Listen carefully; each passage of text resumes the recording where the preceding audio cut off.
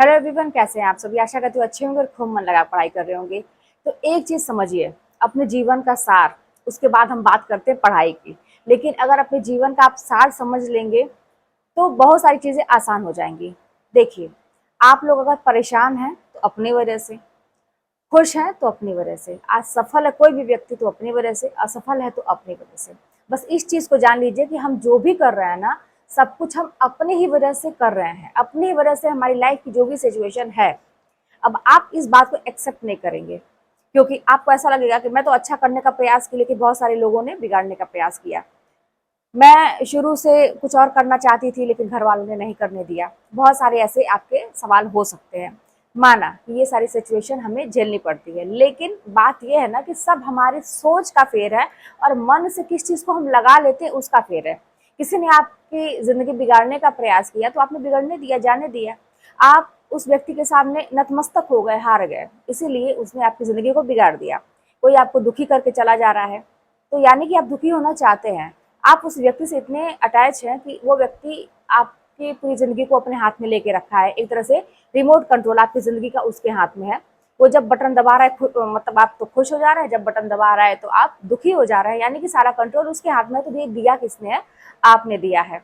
आप एक चीज जानिए कि अगर आप दुखी होना नहीं चाहेंगे तो आप नहीं हो सकते हैं। ये अभ्यास करना थोड़ा सा कठिन है। ये जानते हैं कब आता है ये सारी चीजें? जब दुख की सीमा पार हो जाती है, जब आपके जीवन में इतने दुख मिलते हैं, इतने दुख मिलते हैं कि एक होता कि व्यक्ति देखता है ना कि जीवन को सोचता है खत्म है अब। एक तो ऐसा व्यक्ति होता है। एक व्यक्ति वहीं से रीस्टार्ट करता है कि अब देखते हैं, अब चाहे जो भी हो जाए, अब देखते हैं, अब कि कोई मेरा बाल बांका करके दिखाए, अब देखते हैं। दो तरह के व्यक्ति होते हैं। तो आप किसमें के हैं, आप डिसाइड करिए। तो वही मैंने बोला ना कि जो भी सिचुएशन है आप अपने तरीके से उसको हैंडल कर सकते हैं, जो भी आपकी वजह से है। अब ये जिम्मेदारी जिस दिन आप लेना सीख गए, दूसरों के कोई भी चीज मरना आप छोड़ दीजिए। माँ बाप की वजह से, उसकी वजह से, दोस्त की वजह से, समाज की वजह से, ये जिस दिन से कहना आप छोड़ देंगे, आप ये सोचेंगे जो भी है मेरी वजह से है, मैं क्यों नहीं कर पाया। मेरे उम्र के वो जो थे अभी अंतरिक्ष पे चले गए थे ना, क्या नाम था उनका, सुधांशु शुक्ला, ये नाम था ना, सुधांशु शुक्ला। हम ही लोग के एज के तो हैं।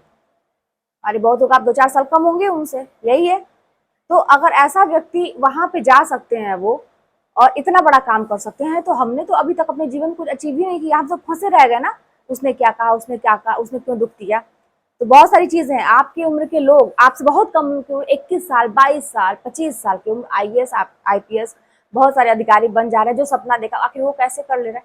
तो कहीं ना कहीं से फॉल्ट अपने अंदर है। उस कमी को अगर सुधारा जाए तो बहुत सारे, मतलब हमारा जीवन का सारा कष्ट खत्म हो सकता है।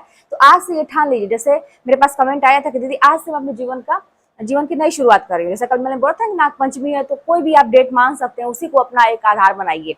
तो आज से ये भी सोच लीजिए कि मैं दूसरों के सिर अपने दोष को मारना बंद कर दूंगा। आज से जो भी है मेरी वजह से, मेरी जिंदगी है, मेरी जिम्मेदारी है। इसको बनाना बिगाड़ना, उतारू हो जाएंगे तो कैसे कोई चीज नहीं मिलेगी। ठीक, ये तो बात हो गई थोड़ी सी जिंदगी के बारे में। हालांकि बहुत सारी चीजें मेरा अनुभव है, मैं आप लोग के साथ थोड़ा थोड़ा करके शेयर करती हूँ क्योंकि वीडियो लंबी हो जाती है।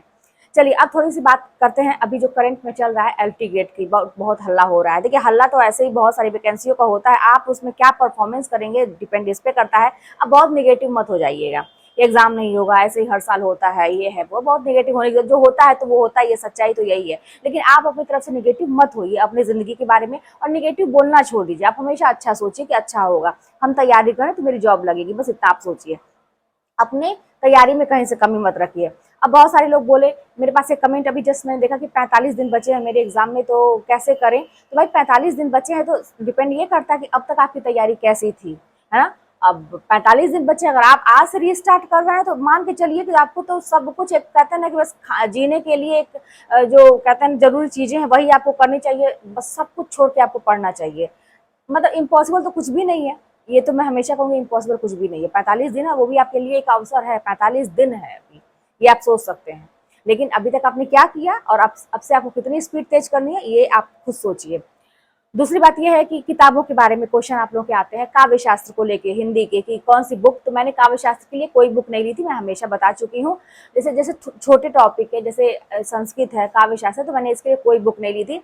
हाँ, जो मेरे सर पढ़ा रहे थे, तो जब वो पढ़ाते थे तो उनका नोट्स हालांकि उन्होंने प्रोवाइड किया था बाद में, तब मेरे पास प्रिंटर वगैरह की सुविधा थी नहीं, तो कौन प्रिंट आउट कराए, और मुझे ना अपने हाथ से लिखा हुआ चीज समझ में आता है। तो जब वो पढ़ाते थे, जो चीजें वो पता बोर्ड पे वो लिख लिख के हाथ से पढ़ाते थे, सुनील बिजला सर, तो मैं नोट करती जाती थी उसको रफली, ऐसे ही, ऐसा नहीं कि बहुत राइटिंग बैठा के मैं बहुत सुंदर सा नोट्स बनाई, क्योंकि मेरे पास समय नहीं था, मुझे बस ये था कि मैं लिख लूं ताकि मुझे रिवीजन करने में आसानी रहे, तो मैंने वही नोट किया था और उसी से मैंने पढ़ा था।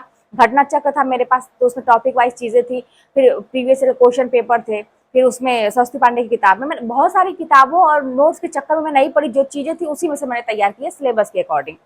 अब एक चीज और आती है, ये तो काव्य शास्त्र का हो गया, तो मैंने किताब नहीं ली थी, उसी से मेरा हो गया था, आप लोग का भी हो जाएगा, ऐसी बात नहीं है, लेकिन अगर उसी को करिए, बहुत ज्यादा सोर्सेज मत बटोरिए कि ये किताब वो किताब, आपको पढ़ना भी तो चाहिए। आप सिलेबस देखिए क्या क्या पूछता है उसमें, बस उसी को तैयार करिए, आपको जहां से भी मिलता है, लेकिन वो सही होनी चाहिए। पुनीत राय की किताब है मेरे पास, ये किताब है, तरह तरह की किताबें हो सकती है आपके पास हो, तो क्या सरस्वती पांडे की किताब लेना जरूरी है? बस इतना जानिए कि मुझे इसलिए विश्वास है, थोड़ी सी इसमें प्रामाणिकता है, हालांकि मिस प्रिंटिंग तो कहीं कहीं हो ही जाती है, लेकिन ज्यादातर ऐसा लोगों ने मुझे सजेस्ट किया था और मैंने पढ़ा भी, तो बाद में मुझे लगा कि ये इस किताब मतलब बाकी लोग से अच्छी, अब पूरी तरह की किताब मैंने नहीं पढ़ी है। अगर आपको लगता है कि सेम चीज है, वो भी अच्छी है, तो आपको 10 किताब बटोरने की जरूरत नहीं है। अच्छा, कैसे आप जानेंगे कि क्या उसमें है, क्या उसमें किताब लेने की जरूरत नहीं है? पीडीएफ भी अवेलेबल होता है टेलीग्राम पे, टेलीग्राम ऐप डाउनलोड कीजिए, उसमें अपना अकाउंट बनाइए, हिंदी ऑनलाइन टेस्ट या हिंदी साहित्य ऐसा कुछ डालिएगा, हिंदी से सब्जेक्ट से रिलेटेड बहुत सारे चैनल वहाँ पे आपको मिल जाएंगे, ज्वाइन करिए, और वहाँ पे वो लोग पीडीएफ मतलब देते हैं, तो आपको बहुत सारे पीडीएफ, मेरे पास खुद था सरस्वती पांडे की, लेकिन अब तो मैंने डिलीट करी है क्योंकि मोबाइल पूरा भर गया था उस टाइम में, तो वहाँ पे आपको पीडीएफ मिल जाएगा, तो वहाँ पे आप देखिए और अपने मोबाइल में ही देखिए कि चीजें क्या है उसमें, है ना? तो ऐसा नहीं है कि आपको किताब लेना ही जरूरी है, आप मिला लीजिए कि सेम चीज है तो आप एक ही, अच्छा एक ही किताब से पढ़ना बार बार जरूरी है, 10 किताब से मत पढ़िए, ठीक है? क्योंकि दिमाग में जब आप एग्जाम देने जाएंगे तो वही किताब आपके आंख के सामने खुलेगी, जो चीज आप बार बार रिवीजन करते हैं, जो पेज है, जो चीज आप रिवीजन करते हैं, आंख के सामने वही चीज आके खुलेगी, तभी आप आंसर सही कर पाएंगे। इसलिए बहुत ज्यादा चीजों को बटोरने की जरूरत नहीं है, एक दो चीज ही रहे आपके टॉपिक से रिलेटेड और आपको वही पढ़ने की जरूरत है। सीधी सी बात है, बहुत ज्यादा आपको किताब और कॉपी के चक्कर में नहीं पढ़ना है, अपने सिलेबस के अकॉर्डिंग लेना है और उसी को मल्टीपल टाइम आपको रिवीजन करना है। बस इस पर बार बार मैं कह रही हूँ, मूल मंत्र है सफलता का, रिवीजन रिवीजन रिवीजन अनगिनत। ये नहीं कि मैंने पूरे सिलेबस को 2 बार पढ़ा है, मैंने पूरे सिलेबस को 4 बार, नहीं, ये तो कुछ भी है ही नहीं। आप 100 बार, 150, 1000, 2000 जितनी बार, मतलब कोई ये नहीं होना चाहिए कि आप जो है कितनी बार पढ़ रहे हैं, तब जाके वो दिमाग में कहीं बैठता है और आप एग्जाम में क्वेश्चन सही करते हैं। ये भी बात हो गई किताब से रिलेटेड। और एक चीज था बीएड बीटीसी वाला, एलटी गेट की तैयारी वाली है कि आज से अगर तैयारी शुरू करे तो बिल्कुल करिए भाई, जो वैकेंसी सामने आ रही है, हमें हमेशा से कहती हूँ कि अपने सब्जेक्ट को आप तैयार किए रहिए, उसमें कहीं से कहते हैं ना कि ये चीज मेरी है, अपने सब्जेक्ट को अगर आप तैयार किए रहेंगे तो उससे रिलेटेड कोई भी अगर वैकेंसी आती है तो आपका हथियार मजबूत रहेगा, उसमें कम से कम अपने आपको अपने से टेंशन नहीं रहेगी। अब इसमें मान लीजिए जी के थोड़ा पूछ दे रहा है, कुछ और पूछ दे रहा है, तो आपको वो देखना पड़ेगा, लेकिन अपना तो कम से कम उसमें गारंटी रहेगी ना कि मुझे अपने में कोई क्वेश्चन गलत ना हो। देखिए, एक स्ट्रैटेजी अच्छी होनी चाहिए, हर चीज की स्ट्रैटेजी होनी चाहिए, हमारे पूरे दिन की होनी चाहिए, वीक मतलब वीकली होनी चाहिए, मंथली होनी चाहिए, और ईयरली का तो लंबा मतलब होना चाहिए कि आपको इस ईयर में क्या क्या अचीव करना है, लेकिन कुछ चीज अपने हाथ में, लेकिन फिर भी जॉब लेनी है। अब ठीक है, आप अपनी तरफ से कोशिश करिए, वैकेंसी की बात है दूसरे के हाथ में, आपके हाथ में जो है वो आप कर सकते हैं। डे वाइज आप टाइम टेबल जरूर बनाइए, एक टारगेट रखिए, और ये चीज हर जगह लागू होती है। जब तक अपनी लाइफ के लिए भी स्ट्रेटेजी नहीं बनाएंगे ना, तो ऐसे हवा में कटी पतंग की तरह लाइफ ऐसे झूलती रहेगी, कहीं कि आप नहीं रहेंगे। अगर अपनी जिंदगी को बस ऐसे ही छोड़ देंगे, कोई उसका मतलब प्लान तैयार नहीं करेंगे, तो समय कम है आपके पास। आप यहाँ पे देखिए, बताया ना मैंने कि आप इस धरती पे आए हैं तो एक आपका अच्छा उद्देश्य होना चाहिए। सब लोग कहते हैं पैसे कमाने की जरूरत नहीं है, ये करने की जरूरत नहीं है, जो भी है संतोष करो, है जरूरत। क्या क्यों? क्योंकि आप बहुत ज्यादा कमा के लोगों की भलाई कर सकते हैं, बहुत ज्यादा कमा के देश को उन्नत बना सकते हैं। अगर आपकी उन्नति हो रही है तो देश की भी हो रही है, साथ में आपके पास अगर चीजें हैं तो आप लोगों के लिए चैरिटी में दान कर सकते हैं, बहुत सारी चीजें आप कर सकते हैं, आपके हाथ बहुत सारी चीजें हो जाएंगी। तो इसीलिए कमाना बहुत ही जरूरी है, ठीक है? क्योंकि लाइफ ऐसे ही नहीं चलती है, बातों से नहीं चलती है लाइफ, उसके लिए करना पड़ता है। तो इस हकीकत को समझिए, ये भौतिकवाद है ना? यहाँ पे बहुत बातों से काम नहीं चलेगा, आपको जीने के लिए कपड़े पहनने के लिए चाहिए, है ना, छत चाहिए, अपने परिवार के लिए चाहिए। अगर आप गृहस्थ जीवन में है तो आपको चाहिए ही चाहिए, या तो सब कुछ छोड़ के योगी सन्यासी बन जाइए, है ना, तब भी पेट पालने के लिए तब भी चाहिए। तो यही चीज है कि आप समझदारी से अपना ये काम करिए, और बस यही है कि बहुत ज्यादा चीजों के चक्कर में मत पड़िए।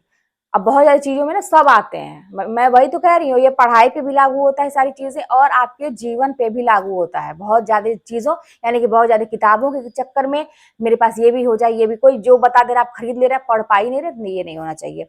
बहुत ज्यादा लोगों के चक्कर में अगर अपनी लाइफ आप बनाना चाहते हैं, बहुत कम लोगों को अपनी लाइफ में रखिए।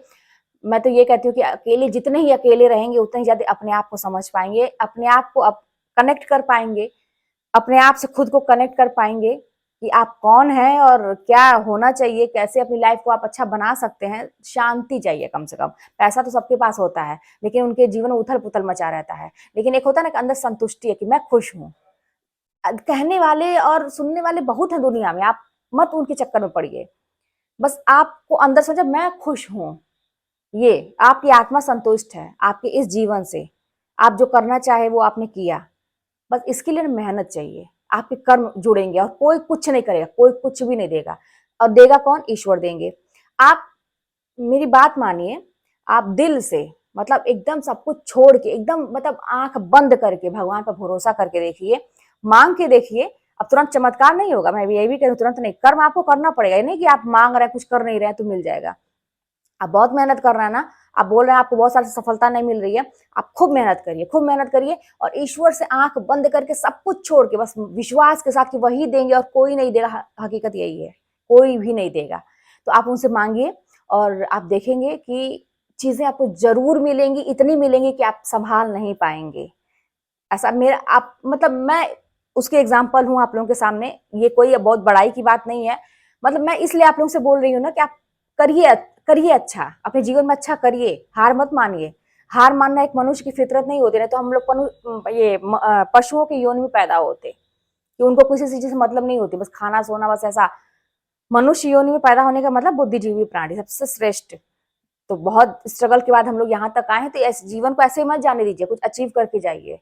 और सबसे बड़ी बात है कि आपके दिमाग में अगर कोई चीज आ रही है कि मुझे ये चीज पाना है अपने सफलता के लिए, परिवार के लिए, और इससे किसी का नुकसान नहीं हो रहा है, तो वो आपको पाना ही है, ठान लीजिए।